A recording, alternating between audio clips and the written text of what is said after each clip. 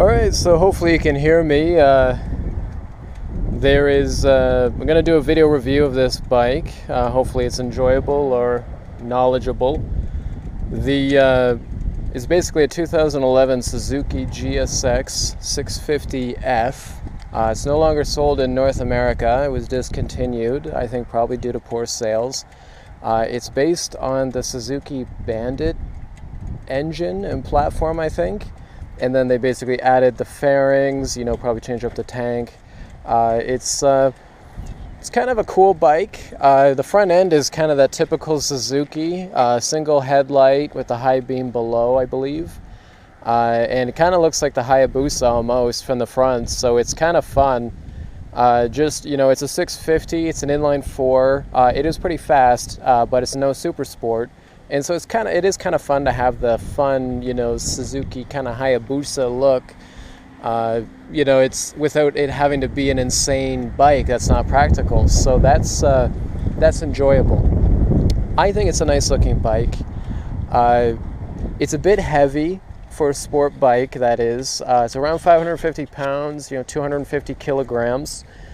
And that's heavy for a sport bike that puts out around 85 horsepower at the rear wheel, I think.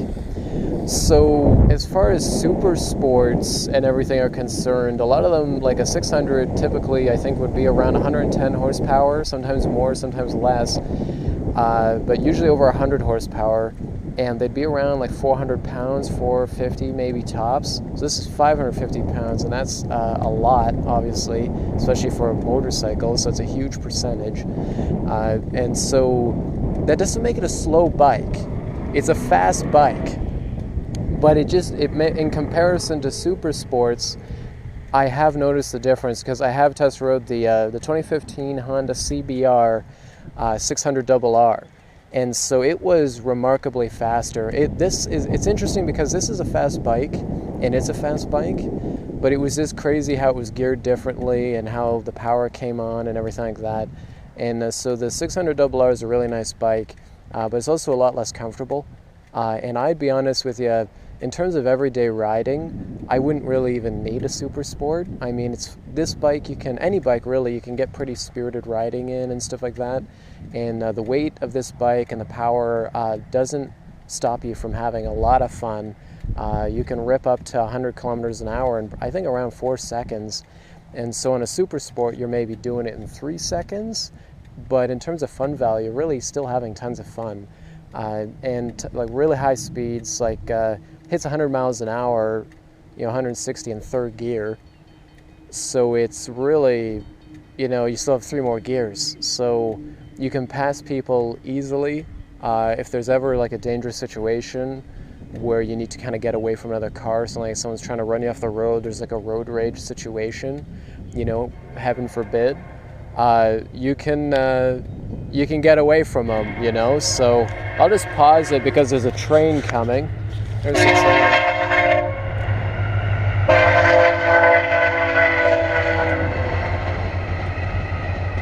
That's kind of fun. So in case you haven't realized from my accent, I'm from Canada. It's Ontario, Canada. And so one nice thing with this bike is that it's a 650, puts out a good amount of horsepower, 85. That's actually a really, really nice amount of power for a motorcycle. I've had a 300 and a 500 from Honda's recent offerings, and they were really, really nice bikes, but they don't really have a lot of passing power. So in terms of commuting and regular riding, and you're ripping through some corners by yourself, 300s and 500s are absolutely great, tons of fun, cheap to own, cheap to insure, really fun. But in terms of passing and any sort of maybe like higher performance spirited riding, where you want a bit of acceleration and so forth, unfortunately they just don't really cut the mustard at all. So that's sad that they don't have a bit more power. Like if 300s had like 50 horsepower and the 500 had like 60, 70, they'd be way, way better, and I wouldn't even need to get like any type of 650 or 600 for me. I think they'd be fine, but I find that the 300s from Honda, they have like 27 horsepower, and then the 500 had around 45 horsepower, which was close to being a really long-term type of bike if you just like to chill and, you know, rip around some corners, but like not at insane speeds or anything. So it was a bit sad that they didn't really cut the mustard, but as far as a regular guy that likes to have fun once in a while, 650s are great, especially if they're inline fours, because they rev up really nicely, so it's kind of fun to rip it up into the high red lines. And this one red lines at 12,500 RPM, so I think that's a fun red line. The 600RR that I rode, I think it redlined at around 15,000, and at that point it's pretty much a track bike. I don't think I'd really enjoy owning the 600RR as far as a regular, because I like to go out for 2 or 3 hours at a time. I just got out on the bike now at around like 3 p.m. Beautiful day, it's around 17 degrees Celsius. This is some of the best riding around now in May, mid-May, late May. It's some of the best riding you can do like on Ontario, Canada, because this is before it gets too hot and you're sweating all the time, and it's just after it's too cold. But yeah, so it's a great time to ride. I'm really going to enjoy today. I won't do anything really spectacular. I'll probably just cruise. It's getting a bit windy, so I'm hoping my helmet doesn't blow off the seat there, but so far so good. But yeah, it's a really great bike. The weight of it is not very good for beginners. I'd recommend against beginners buying a 550-pound sport bike. It's not, I think the helmet will be okay. Yep. It's fine. It's gusty, but it's not. But yeah, I'm kind of distracted because people will kind of pull over and look at me up the street, and I think they're probably cops. But I'm not doing anything. I'm just reviewing the bike. But that's probably an unmarked car down that way. Wouldn't surprise me. Or it's maybe the owner of this land. But I'm on the road, so I don't know why it gives a shit. But anyway, you can't do anything in this country. It's bullshit. But anyway, yeah, back to the bike. The 550 pounds is a lot. There's been a couple times at low speed where the clutch engage point is a little bit out for how I have the lever, and I could adjust that if I wanted. But there's been a couple of times where it didn't get into kind of first the way I thought, and I was like turning in a parking lot at 3 kilometers an hour, and it almost wanted to fall over. And so as you get better and better at riding, stuff like that doesn't really become a problem. I find it's rarely a problem, but I just mentioned it because a beginner rider is going to have that problem, and having a 550-pound bike means it's very likely that they're gonna drop it at like 10 kilometers an hour in a parking lot, and that would be depressing. Whereas if you got like a 300 or a 500, that's like 400 pounds. Like my 300 was like 350 pounds. You know, you're not going to drop it unless you make a dumb mistake. And so you still might drop it, but I find having a dirt bike in the past helps a lot of riders. I've ridden a lot of dirt bikes before I got into bikes, like full-size bikes, and that was a huge help. Like when I took the safety course in Canada, and I got 100% on the practical test, just because it was so easy. Like in terms of I'd already been on the bike so much that having the 3 days of 8 hours a day of practice, I was literally like mastered all of their emergency braking and evasion and all the things they wanted me to do. So that was cool. But anyway, yeah, so not a very good beginner bike, but an outstanding second or third bike. In my case, it's a third bike. I'd say the weight is, the one other thing with the weight is that if you really like to track the bike, it's really nimble at low speeds with some experience. It's really nimble at medium speeds with some experience. At higher speeds, I find it doesn't want to go, it wants to stay stable, it wants to stay straight up. So there's been a couple times when I like exited off an off-ramp a little bit hot, and figured, well, I'm on a motorcycle, so who cares? And then I employed the counter-strike, so I'm, pushing to the right to go right, and it leans over, and then it stops at a certain degree of lean, and it doesn't want to go further, and I think it's because of the speed, the tires, the temperature of the tires and everything like that. It just sort of stayed stable. And so I tried to push harder, and it seemingly resisted me. And so what I did is I focused, I focused on where I'm going, you know, target fixation and all that.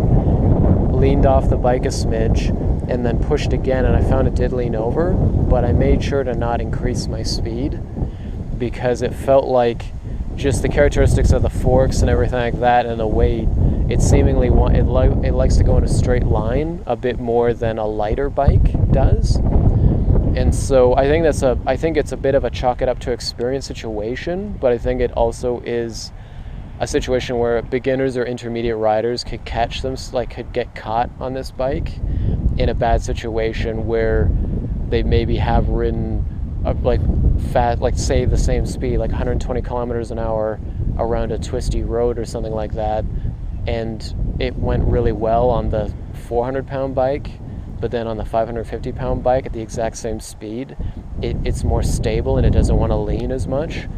And so I didn't try to shove the bar because I was afraid of upsetting it. So it could have been simply a situation where more force in the push steering would have leaned the bike over. So again, it's an experience thing, and I don't really ride that fast. Like I might pass somebody on the highway or something like that because they're like swerving or doing something weird. And so like anyone who's had a bike has, you know, had it out pretty fast and stuff like that, but I don't take it to the track or anything like that, but I do a lot of twisty turns, but a lot of the speeds are not really that excessive. You know, once in a while, you know, they're a little bit faster and stuff like that, but it could just be an experience thing. But I think that again, for beginners or intermediate riders, they'd want to watch out on a bike like this because it's not going to react the same way the 125 in your safety course did when you're going around the parking lot at 40 kilometers an hour. It's just not the same beast. So that's just something to keep in mind.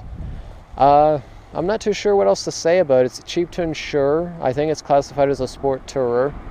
Again, it's not sold in Canada and the US anymore, but I think it's still sold internationally. I think one thing that I've seen other riders say on one of the Suzuki forums is they upgraded to the 1250cc version of this bike, and I think it weighs a bit more, but it's the same platform. It's the same like frame and everything, I think, and it weighs a bit more, but it puts out 95 horsepower at the rear wheel, but then it puts out like 70 or something foot-pounds of torque versus the 45 of this bike. And so a lot of guys actually quote-unquote upgrade to that because of they pack the bags a lot, or they have a pillion on the passenger on the bike. And so I've never had a passenger. I typically ride alone. I just like the freedom of kind of going wherever, whenever. So I don't have a passenger. It has hard bags that are not currently installed. They obviously attach to that frame, that square frame. You see the rectangular frame. It attaches there. I don't have them on right now. I just have a backpack on because I might just buy a small trinket or something like that for my mom for Mother's Day. So I don't need to pack the bags, and obviously it looks cooler without the bags.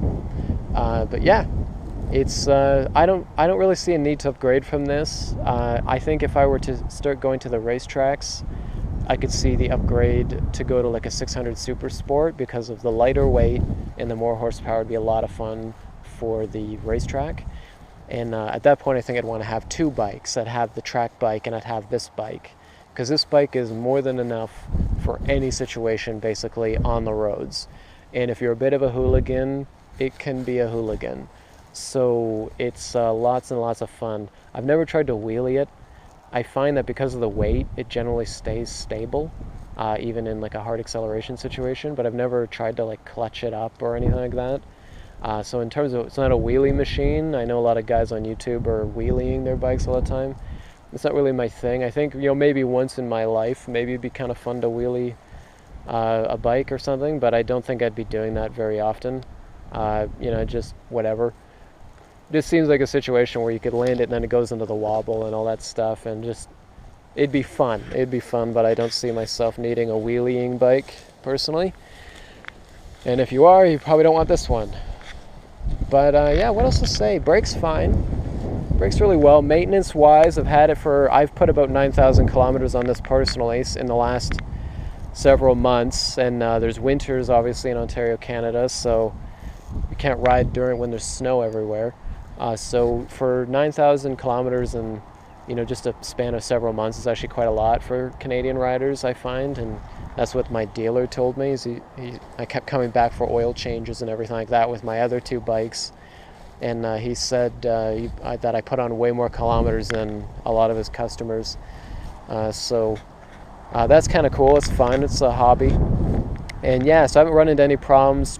Tire wear has been excellent. It's here's my chicken strips right here. And when I bought it, there's been a lot of kind of little things, like I think they maybe put a chain on it because a lot of the rim is nicked badly. But I don't even really clean it that much and stuff like that, so I'm not too mad about it. Tokiko calipers, it looks like, and I think up here it says Nissan. So it looks like a Nissan master cylinder and then Tokiko calipers, but I don't know if they're original. I think a lot of Suzukis come with Tokiko, so it wouldn't even surprise me if maybe the master cylinder has been changed to Nissan, but I don't know that. It's just interesting how it's two different things. A lot of discoloration on the exhaust manifold.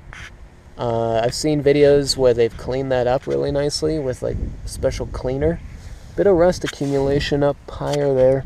Don't know if you can see that, some rust pitting, so if I keep the bike I could see maybe in a couple of years maybe having to replace the exhaust manifold there, but that shouldn't, I could probably do that myself. That wouldn't be too bad. Exhaust sounds fine. It's probably getting cool now, so but I probably will turn it on and maybe let you hear it and then wrap up the review. But overall, great bike, really enjoy it. One nice thing is that because it's not a super sport, it's less likely to be stolen, I think, because most people are going to want to steal a GSX-R and then track it, like maybe part it out and then track it.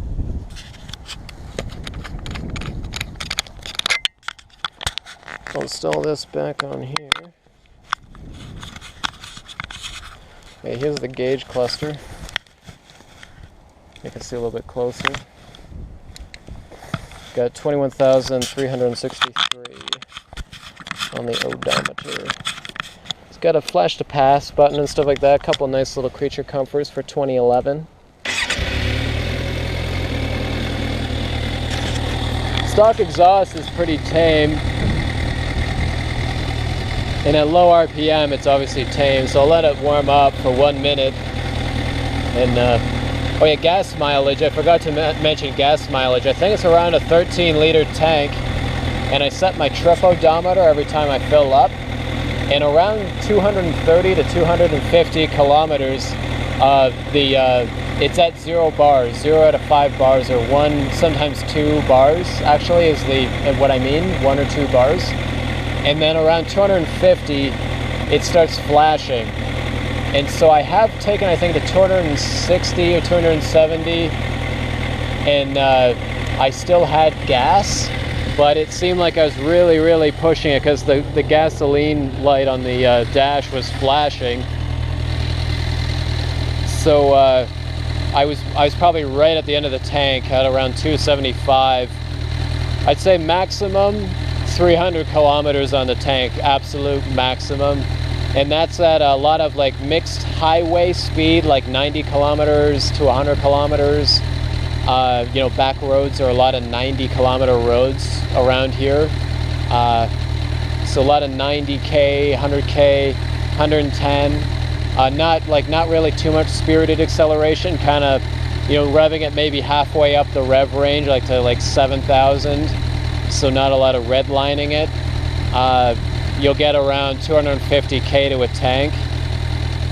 And I think based on the mileage, I think I calculated it once and it was around 35 to 45 miles to the gallon, and probably around like, I don't know, 6 liters per 100 kilometers, I think that worked out to. So it's not bad, but it's pretty much like a 4-cylinder car at that point, because it's averaging at a higher RPM than like I have a Mazda 3, and I'll just cruise around at like 2,000, 3,000, And so even though it has a higher displacement, it's just cruising at such a much lower RPM that this ends up having around the same mileage. So I might rev it, and hopefully you can hear my voice. But yeah, we'll rev it a little bit, so turn down your speakers maybe a bit. So that was around 9,000. It goes to 12,500. And yeah, so that's it for the review. Thanks for watching. And I'm gonna go for a ride.